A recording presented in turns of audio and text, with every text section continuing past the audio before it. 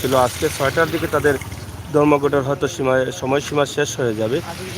আমরা দেখছি সিলেটের বিভিন্ন রুটে কিন্তু তাদের ধর্মঘট তারা পালন করছেন খুবই সতর্কতার সাথে, এবং তারা সিএনজিগুলো কোনোভাবেই চলতে দিচ্ছেন না, এবং তাদের যে 5 দফা দাবি আছে সেই দাবি তারা বাস্তবায়নের লক্ষ্যে তারা কিন্তু দিনে রাতে কাজ করে যাচ্ছেন। আপনারা দেখেছেন যে রাতেও কিন্তু তারা বিভিন্ন জায়গায় কিন্তু তারা এরকম পহরা দিচ্ছেন, এবং যাতে তাদের ধর্মঘটের দুর্বলতা না আসে সেই সেই দিক থেকে। আমরা এখন আছি সিলেট এয়ারপোর্ট রুটে। আপনারা জানেন আম্বরখানা থেকে যে এয়ারপোর্ট শালিটুকুর রোড রয়েছে সেই রোডের শ্রমিকদের পাশে আছি, আপনারা দেখছেন। আমরা তাদের সাথে কথা বলবো এবং তাদের সাথে কথা বলে বুঝে নেব যে আসলে তাদের দাবিগুলো কতটুকু বাস্তবায়নের লক্ষ্যে যাচ্ছে এবং তাদের সামনের কোনো কর্মসূচি আছে কিনা। এখানে আমরা কার সাথে কথা বলতে পারবো? সভাপতি আছেন বিমানবন্দর স্ট্যান্ডের সভাপতি।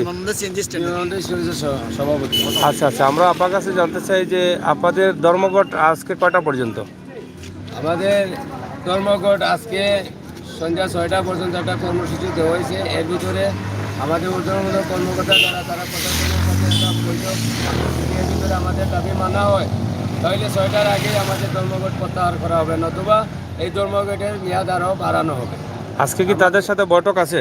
জি, আপনাদের দায়িত্বশীল যারা আছেন তারা বৈঠক করবেন? জি, বৈঠক। তো বৈঠক কি দিনের বেলা হবে?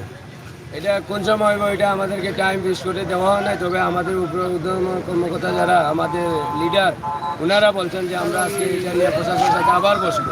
এটা আলোচনার মাধ্যমে এটা শেষ হয় তাইলে আমরা তখনই আপনাদেরকে জানাবো, নিউজ দিব, আপনারা ধর্মঘট প্রত্যাহার করবেন। আর যদি আমরা ওনাদের অপেক্ষায় আমরা অপেক্ষা করতেছি তখন নিউজ আসবে। বা যদি তাদের সাথে কোনো আলাপ আলোচনার সাপেক্ষে শেষ না হয় বা আপনাদের বুঝ না হয়, তাহলে আপনাদের কি আর কোনো ধর্মঘট আছে বলে এই ধরনের কোনো নিউজ আছে কিনা আপনাদের কাছে? এটা আমাদের এই জেলা লিডারদের মাধ্যমে এটা আমাদেরকে যখনই যে দায়িত্ব দেওয়া হবে আমরা ওইটা পালন করবো। ওনারা যদি বলেন ধর্মঘটের মেয়াদ আরও বাড়ছে তখনই আমরা আরও করবো। আপনারা জেলা থেকে যে নির্দেশ আসবে সেটা পালন করবেন, তো জেলা থেকে যে নির্দেশ আসছে।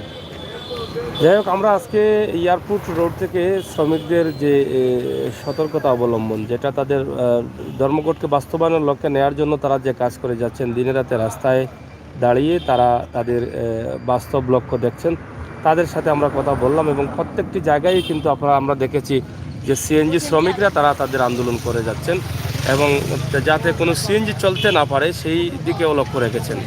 আমরা আশা করব আপনারা যারা আছেন আপনাদের মতামত অবশ্যই আমাদের ভিডিওতে লিখবেন। এবং দেখছেন যে এই রোড হচ্ছে এয়ারপোর্ট রোড, একটি ভিজি রোড। আপনারা জানেন যে ওসমানী আন্তর্জাতিক বিমানবন্দর রোড কিন্তু আজকে গাড়ি একদম কম।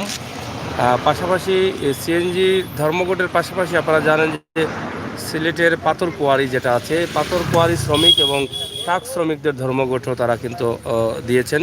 সেটা আগামী কাল পর্যন্ত সেই ধর্মঘটের মেয়াদ রয়েছে, আগামী বৃহস্পতিবার সন্ধ্যা 6টা পর্যন্ত।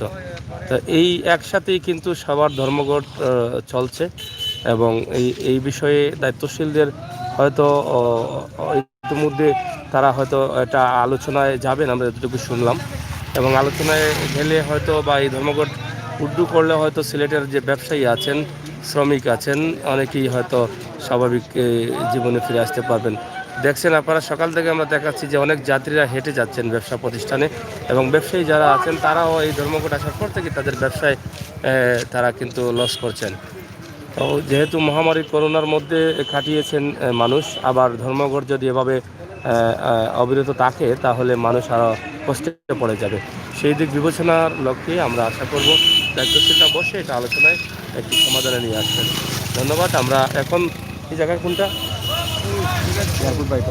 এয়ারপোর্ট বাইপাসের সামনে থেকে আপনাদেরকে এই ভিডিওটি উপস্থাপন করছি।